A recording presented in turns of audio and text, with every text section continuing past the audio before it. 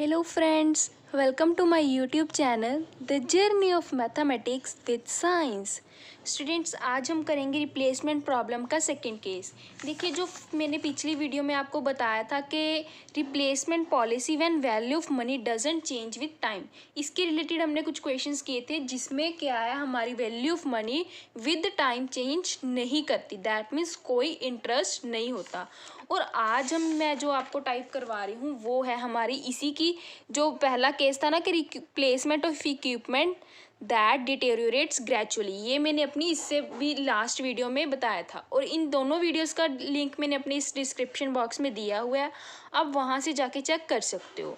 Okay students, तो आइए आज का हम काम स्टार्ट करते हैं। आज हम करेंगे कि जब हमने कोई भी सामान या कोई भी मशीन रिप्लेस करनी है, कब, जब वैल्यू ऑफ मनी टाइम के विद रिस्पेक्ट चेंज करे। ओके, अब देखिए जब मैंने आपको बताया था कि वैल्यू ऑफ मनी जब चेंज करती है तो उसमें कोई ना कोई रेट ऑफ इंटरेस्ट पड़ता है, दैट मीन्स आर।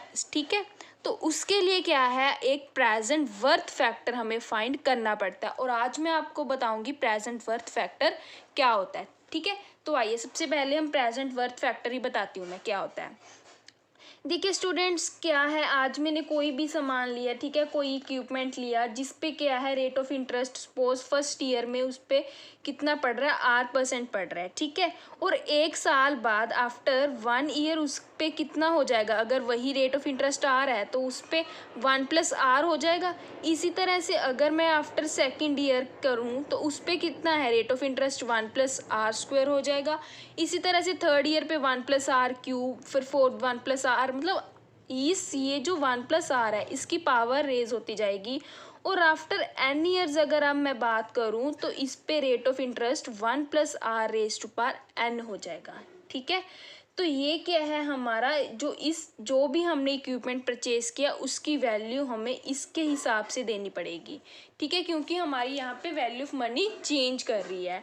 और अब ये जो वैल्यू है ये किसकी वैल्यू है कि जो हमने रुपी इन्वेस्ट किया था, जो मनी इन्वेस्ट की थी, वो n ईयर्स बाद उसकी वैल्यू, उस मनी की वैल्यू इतनी हो गई, टोटल मनी की वैल्यू इतनी हो गई, तो हमारे 1 रुपये की वैल्यू कितनी होगी, ये वैल्यू तो हमारे टोटल मनी की है। ठीक है, तो 1 रुपये की वैल्यू क्या हो जाएगी, 1/1 + R⁴n, यही हो जाएगी। दैट मीन्स आप इसको ऐसे भी लिख सकते हो 1 + R⁻n। ठीक है, आपकी विषय जैसे मर्जी लिख लीजिए।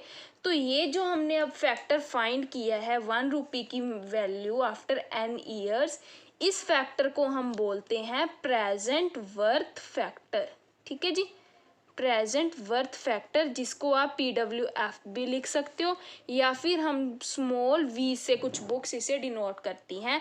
तो हमारे ये जो प्रेजेंट वर्थ फैक्टर, देखिए मैं यहाँ पे लिख देती हूँ प्रेजेंट वर्थ फैक्टर यानी कि v, उसकी वैल्यू क्या होती है 1/1 + R⁻n, वेयर R जो है रेट ऑफ इंटरेस्ट, n क्या होता है नंबर ऑफ ईयर्स। ठीक है, तो ये जो अब हम टाइप कर रहे हैं इस टाइप में हम सबसे पहले प्रेजेंट वर्थ फैक्टर फाइंड करेंगे, फिर आगे क्वेश्चन सॉल्व करेंगे। ओके, तो ये जो है हमारी v की वैल्यू, यही v हमें यूज़ होगा आगे हम टोटल कॉस्ट फाइंड करने में और फिर एवरेज कॉस्ट में। ये देखिए ये जो मैंने ऊपर लिखा है वेटेड एवरेज कॉस्ट का फॉर्मूला है, ये जो अपॉन के ऊपर है C - S। C क्या है, capital cost, S is scrap value. ऐसे क्वेश्चंस में वैसे स्क्रैप वैल्यू गिवन कम ही होगी, बहुत क्वेश्चंस में 0 दी होगी आपको। ठीक है, अगर दी होगी तो आपने सब्ट्रैक्ट करनी है, अगर नहीं तो 0 ही है। Plus mason of VK-1 RK-1, that means ये जो v है ये क्या है हमारा, यही वाला प्रेजेंट वर्थ फैक्टर, और ये जो r है वो होगी हमारी रनिंग कॉस्ट। ठीक है जी, मैं आपको साथ में ये जो नेक्स्ट आज हम क्वेश्चन करेंगे तब बताती जाऊंगी। c है हमारी कैपिटल कॉस्ट, अपॉन क्या है, यही जो हमने v फाइंड की है इसी की हम कम्यूटेटिव फ्रीक्वेंसी फाइंड करके उसको डिवाइड करेंगे। ऐसा करने से हमारे पास क्या आएगी, वेटेड एवरेज कॉस्ट। और ये जो है ये हमारे पास ऊपर ये जो दिया है C - S, ये टोटल कॉस्ट बोलते हैं, और डिवाइड बाई इसको इससे करेंगे summation of VK-1। Clear students, तो ये यहाँ तक क्या है जो भी हमने फाइंड करना है उसका प्रोसीजर। उसके बाद हम किस ईयर में रिप्लेस करना है, कौन सा पीरियड हमारे लिए, कौन सी पॉलिसी ऑप्टिमल है, बेस्ट कौन सा है, वो मैं आपको आफ्टर क्वेश्चन बताऊंगी। ठीक है, पहले मैं क्वेश्चन के थ्रू इतना काम जो हमने किया वो समझा दूँ। अब देखिए ये जो मैंने आपके लिए क्वेश्चन लेके आई हूँ वो रीड करते हैं। क्या कह रहा है? A manufacturer is offered to machines A and B. Machine A is priced at ₹5,000 and running cost are estimated at ₹800। सबसे पहले क्या है, सोल्यूशन में आपने क्या करना है, जो जो चीज़ें आपको गिवन है वही चीज़ें आप लिख लीजिए। इसमें हमें क्या गिवन है कि हमारे पास 2 मशीन्स है, कोई मैन्युफैक्चरर है जिसके पास 2 मशीन्स है ए एंड बी। ये ए मशीन और बी मशीन। ए मशीन का जो डाटा गिवन है हम यहाँ पे लिखते हैं। सबसे पहले क्या गिवन है कि A is priced at ₹this। That means ये जो प्राइस गिवन है ये इसकी क्या है, परचेजिंग कॉस्ट या कैपिटल कॉस्ट। ठीक है, तो हम कैपिटल कॉस्ट को डिनोट करते हैं सी से, तो हम यहाँ पे लिख लेंगे C is equals to ₹5,000। After that हमें क्या गिवन है, उसकी रनिंग कॉस्ट गिवन है जो किस कहाँ तक की है, for each of the first 5 years। That means इसकी रनिंग कॉस्ट को हम आर से डिनोट करते हैं फॉर कहाँ तक के लिए, 1 to 5 years। कितनी है वो, ₹800 and increasing by ₹200 per year in the 6th। और 6th ईयर से क्या है, इसकी 200 से ऐसे इंक्रीज होते जाना शुरू करेगी। तो उसके बाद क्या ये मशीन बी के लिए बता रहा है, machine B which has the same capacity as A. Capacity क्या है, सेम है, डिफरेंट क्या है वो देखिए, कॉस्ट ₹2500। अब देखिए उसकी कॉस्ट डिफरेंट है, दैट मीन्स ये क्या हुई, इसकी कैपिटल कॉस्ट, उसे हम सी से लिखेंगे तो सी क्या है हमारे पास ₹2500, but will have running cost of ₹1200। तो इसकी रनिंग कॉस्ट कितनी है, 1200। कितने टाइम के लिए, per year of for 6 years। 6 years के लिए, यहाँ पे 1 to 6 years के लिए हमारी 1200 रहेगी। ठीक है, और उसके बाद क्या कह रहा है, increases by ₹200 per year there after. अब उसके बाद ये भी कॉस्ट क्या है हमारी 200 करके ऐसे इंक्रीज होना स्टार्ट कर देगी। Clear students? तो अब क्या कह रहे हैं, ये चीज़ें क्या थी हमें गिवन थी। If money is worth 10% per year. ये देखिए क्या कह रहा है, मनी इज़ वर्थ का मीनिंग कि हर ईयर ये 10% मनी की वैल्यू चेंज हो रही है। दैट मीन्स हमारा रेट ऑफ इंटरेस्ट हमें कितना लग रहा है, 10%। ठीक है जी। Which machine should be purchase. अगर कहते हैं ऐसा हो रहा है तो हम इन दोनों में से कौन सी मशीन परचेज करना चाहेंगे। Assume that the machine will eventually be sold for scrap at a negligible price। ये देखिए मैंने बोला था ना कि ऐसी क्वेश्चंस में आपको रीसेल यानी कि स्क्रैप वैल्यू गिवन नहीं होगी, या गिवन होगी तो ज़ीरो। नेग्लिजिबल प्राइस है मतलब हमारी एस की वैल्यू इन क्वेश्चंस में ज़ीरो है। तो अब हमने क्या है, गिवन जो डाटा था वो सारा लिख लिया। तो अब क्या करना है, हमें अपना क्वेश्चन सॉल्व करने देती हूँ। तो उसके लिए क्या देखिए स्टूडेंट्स, हमें कैपिटल कॉस्ट गिवन है, रनिंग कॉस्ट गिवन है, रेट ऑफ इंटरेस्ट गिवन है। इस क्वेश्चंस में आपको सबसे पहले क्या करना है, आपको प्रेजेंट वर्थ फैक्टर फाइंड करना है, यानी कि PW ऑफ यानी कि V। उसकी वैल्यू क्या होती है, 1 + r⁻⁻n। ठीक है जी। तो हमारे पास यहाँ पे r की वैल्यू क्या है, 10% है, तो हम इसको 10/100 लिख लेंगे। इसकी पावर क्या करेंगे, माइनस। अभी मैं आपको एक 1 की लेके दिखाती हूँ। ठीक है, हम सभी के लिए करेंगे -1 तक। ठीक है, तो इसकी वैल्यू हमारे पास कितनी आ जाएगी सॉल्व करके, 0.9091। ठीक है जी। तो हमारे पास यहाँ पे V की वैल्यू क्या आ गई, 0.9091। अब आप क्या है इसको याद रखोगे। ओके, नेक्स्ट करते हैं। अब इसके लिए क्या है, हमें फाइंड करना है कि कौन सी मशीन बेस्ट है, हम कौन सी मशीन परचेज करेंगे। उसके लिए क्या है, हम इसकी वेटेड एवरेज कॉस्ट फाइंड करेंगे। उसी से हमें पता चलेगा ना कि कौन सी मशीन की कॉस्ट कम पड़ रही है, फिर वही मशीन हम परचेज करेंगे। ओके, तो क्या किया मैंने, दोनों मशीन्स के लिए ऐसे टेबल बना लिया। यहाँ पे मैंने फॉर मशीन ए के लिए बनाया और यहाँ पे ये एक मैंने टेबल बना लिया फॉर मशीन बी। ठीक है जी। हम यहाँ पे इन दोनों की एवरेज कॉस्ट फाइंड करेंगे। सबसे पहले क्या कॉलम बनाया है मैंने ईयर का, कि कौन कौन से ईयर है। तो यहाँ पे हमारा क्या है, देखिए उन्होंने हमें कॉस्ट बताई है फर्स्ट 5 ईयर, तो 5 ईयर तो हमें बनाना ही पड़ेगा। उसके बाद 6th ईयर पे हम इंक्रीज कर रहे हैं। ठीक है जी। तो हम ले लेते हैं आफ्टर, हमें एटलीस्ट 6 तक तो लेना पड़ेगा। और मैक्सिमम या मिनिमम हमें कब तक लेना पड़ता है, जब तक हमारी ये वेटेड एवरेज कॉस्ट जितनी हमें चाहिए वो ना आ जाए। ठीक है, सपोज कर लेती हूँ मैं यहाँ पे 10 तक ले लेती हूँ। ठीक है जी, अब फाइंड क्या करना है हमें, रनिंग कॉस्ट। रनिंग कॉस्ट हमें गिवन है, कितनी है 800, कितने साल के लिए, 5 साल के लिए। तो मैं यहाँ पे 5 तक तो इसकी वैल्यू 800 ही लिख देती हूँ ऐसे। उसके बाद क्या है, 200 इंक्रीज कर रही है तो यहाँ पे क्या आ जाएगा 1000, फिर 200 प्लस किया 1200, फिर 200 प्लस किया 1400, 1600 एंड लास्ट इज 1800। ठीक है जी, आप इसके बाद तक भी जा सकते हो। अब कौन सा कॉलम है, हमें क्या फाइंड करना है, प्रेजेंट वर्थ फैक्टर। एक बार अब ये मैं बता देती हूँ कौन कौन से कॉलम बनाने हैं। ये चीज़ हमें गिवन थी, ये हम फाइंड करेंगे। प्रेजेंट वर्थ फैक्टर क्या है, v⁻n-1। अब देखिए यहाँ पे क्या है, सबसे पहले यहाँ पे n की वैल्यू क्या है 1 है ना, तो हम यहाँ पे क्या फाइंड करेंगे v-1, दैट इज v⁻0। उसके बाद क्या आ जाएगा हमारे पास, यहाँ पे 2 है n की वैल्यू, तो 2-1 दैट मीन्स v⁻1। ऐसे ही हमारे पास यहाँ पे n की वैल्यू 3, तो v⁻2। अब ऐसे ही चलते जाएगा और हमारे पास यहाँ पे v⁻3, v⁻4। ठीक है, ये फर्स्ट टाइम बता रही हूँ इसलिए आप ऐसे लिख देते हो, अदरवाइज आपको ये चीज़ क्वेश्चन में लिखने की ज़रूरत नहीं है, मैं ये सिर्फ समझाने के लिए यहाँ पे कर रही हूँ। आगे से अपने याद रखना है कि अगर यहाँ पे 6 होगा तो हमें एक पिछली पावर लेके चलना है, यानी कि यहाँ पे v⁻5, यहाँ पे v6, v⁻7, v⁻8, v⁻9। ठीक है जी, हमें इन सब की वैल्यूज़ यहाँ पे फाइंड करनी है। क्लियर? तो सबसे पहले हमने यहाँ पे v की वैल्यू तो फाइंड कर ली, और v का फॉर्मूला भी मैंने एक बार यहाँ पे भी लिखा हुआ है, क्या है 1 + r⁻n। ओके, और मैं v की वैल्यू यहाँ पे लिख लेती हूँ। हमारी सॉल्व करके कितनी आई थी 0.9091, यही वैल्यू आई थी इसे सॉल्व करके। हमने क्या फाइंड करना है, v⁻0। अब आपको पता है एनीथिंग ⁻0, यहाँ पे मैं लिख के भी दिखा देती हूँ, वैसे आपको ज़रूरत नहीं, आप डायरेक्टली इसका आंसर लिख सकते हो। क्या आएगी इसकी वैल्यू 1, और v⁻1 यहाँ पे कितना आएगा 0.9091।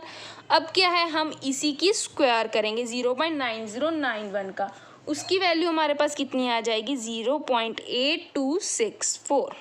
फिर इसका क्यूब किया तो वो क्या है 0.7513, फिर इसकी पावर 4 टाइम्स की तो वो क्या है 0.6830, फिर v⁻5 फाइंड किया 0.6209। ऐसे ही जब हम इसकी कैलकुलेशन करते जाएंगे हमारे पास ये डाटा आ रहा है, आप चाहे तो कहीं पे भी चेक कर सकते हो। ठीक है जी, 0.4665 एंड लास्ट इज 0.4241। उसके बाद हमें क्या फाइंड करना है, क्यूमुलेटिव v⁻⁻1, क्योंकि देखिए वेटेड एवरेज कॉस्ट हमें यही बता रहा है ना, हमें इसके लिए क्या कुछ चाहिए, c हमें गिवन है, s 0 है, और क्या चाहिए कम्यूटेटिव चाहिए, किस किस का, v का और r का। r हमने फाइंड कर ली। अब पहले क्या है, हम नीचे वाला ये रेडी कर लेते हैं।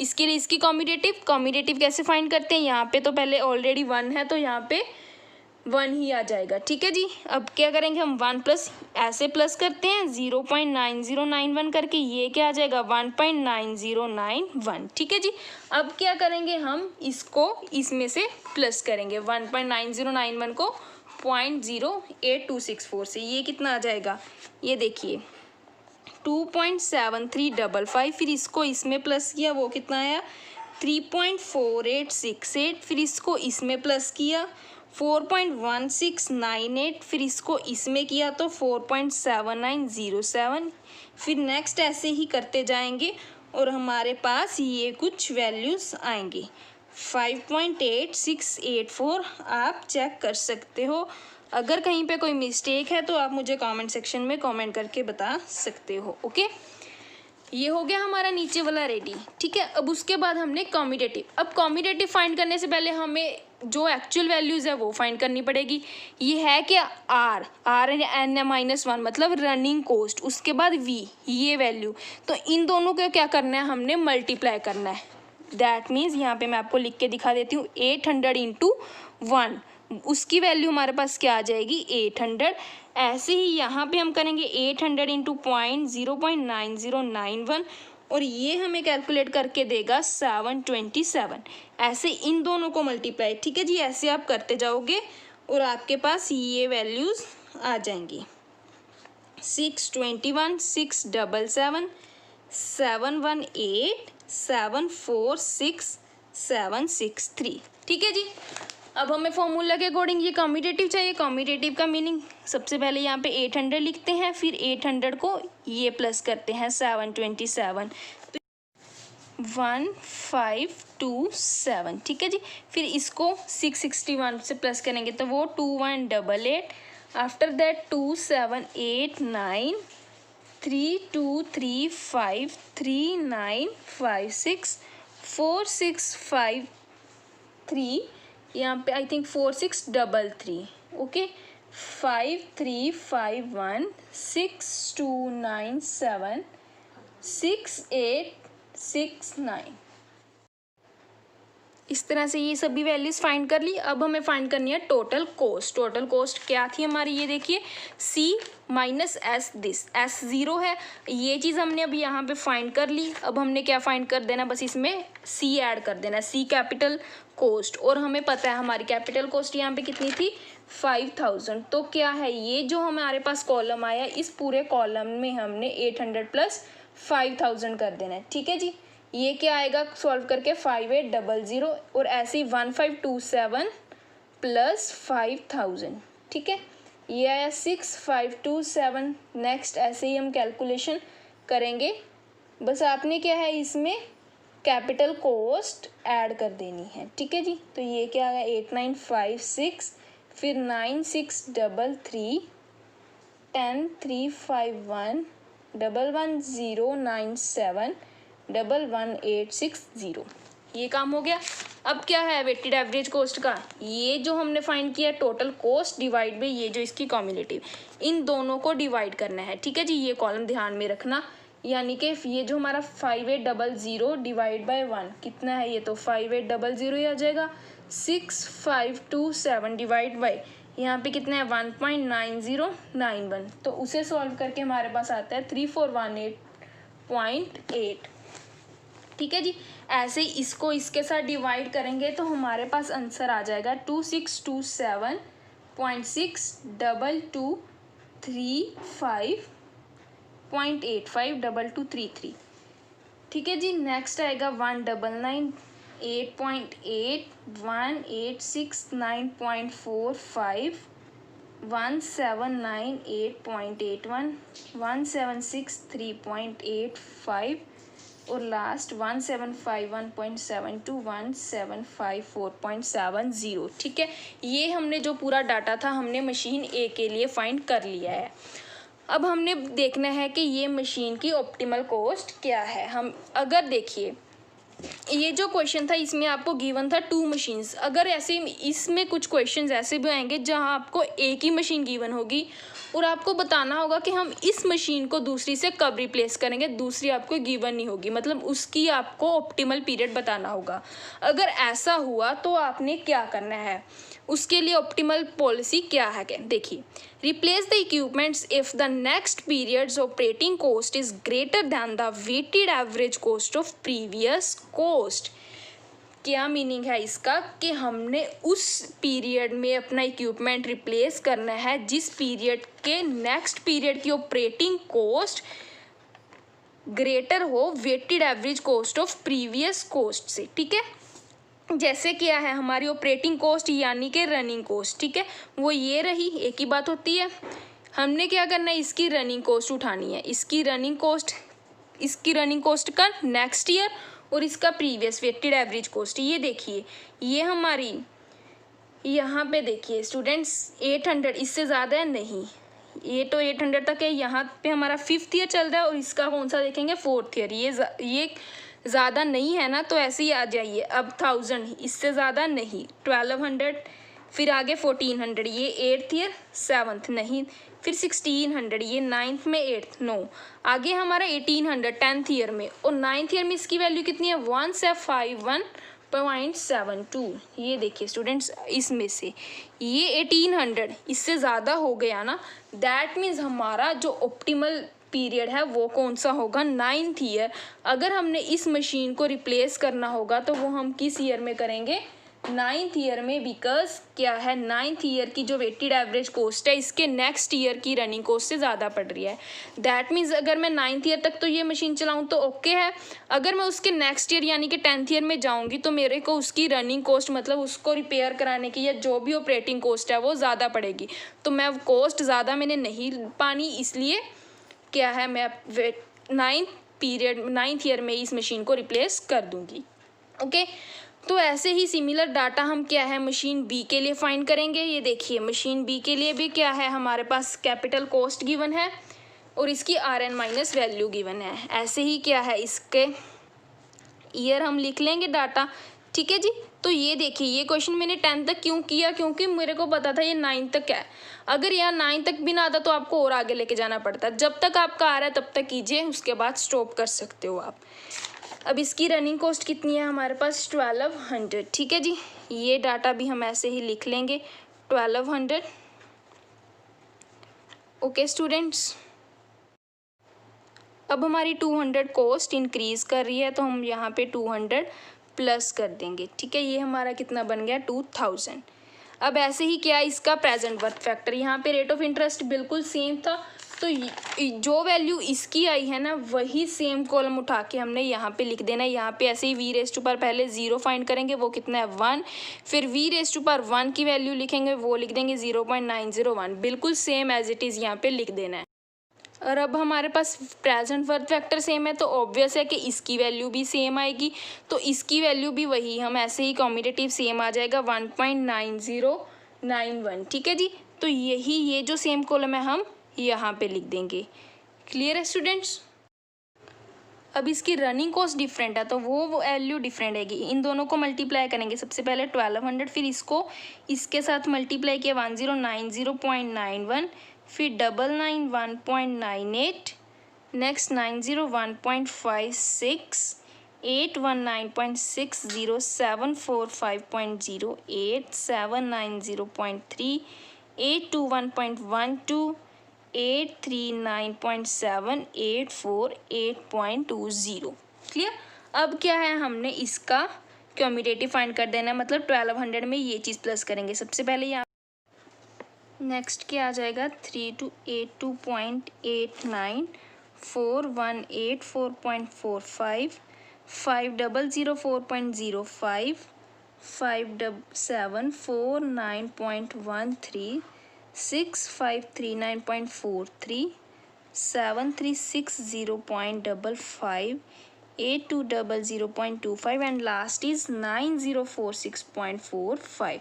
अब क्या फाइंड करना है हमने टोटल कॉस्ट, उसमें क्या है सब्सक्राइब वैल्यू 0 है, कैपिटल कॉस्ट हम ऐड कर देंगे। इसकी कैपिटल कॉस्ट कितनी थी ये देखिए हमारे पास C इक्वल्स टू ₹2500। तो हम क्या करेंगे ये सभी में 2500 ऐड कर देंगे। यहाँ पे 1200 था तो हमारे पास कैलकुलेट करके यहाँ पे क्या है 3700, यहाँ पे 4790.91, फिर 5782.9, उसके बाद 6684.15, 7503.75, फिर उसके बाद 8248.13, 9039.43, फिर 9860.55, फिर 10699.95, आफ्टर दैट 11548.15। ठीक है जी।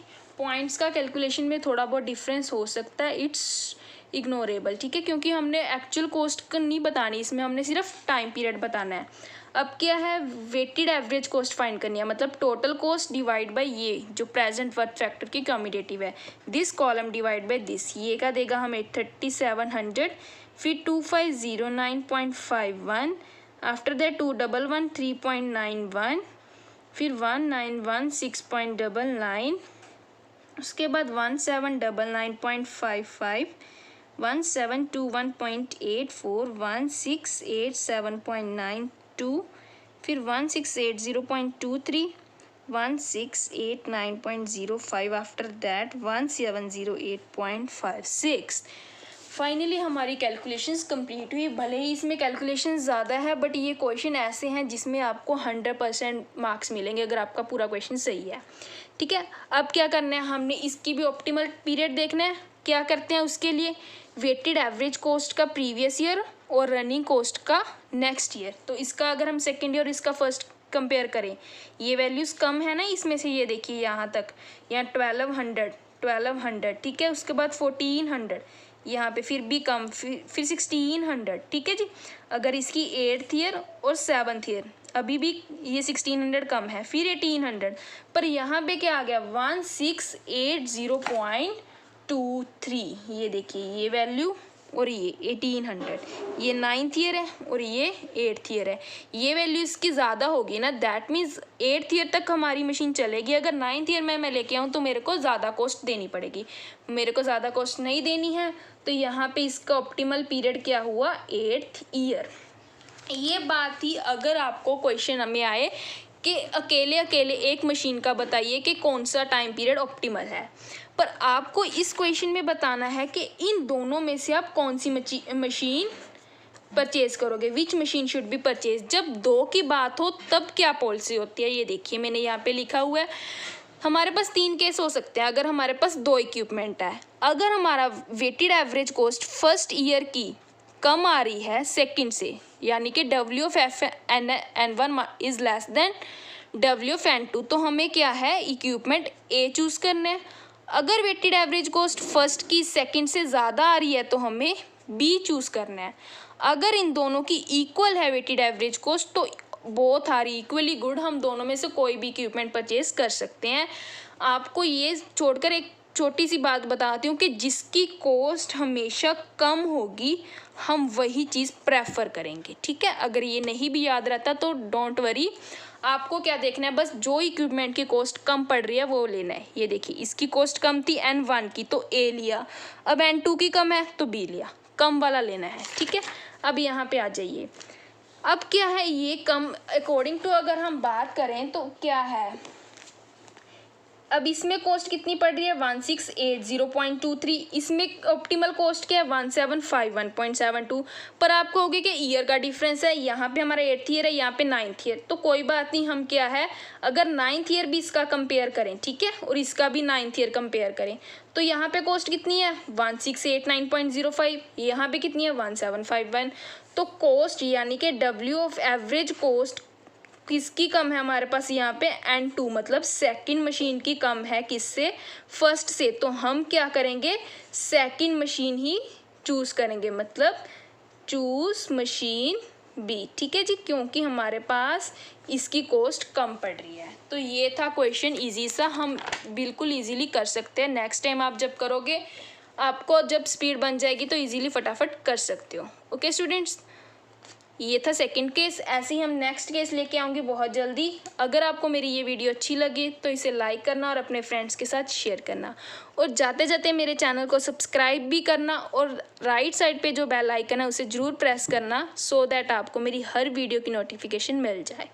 Okay students, thank you.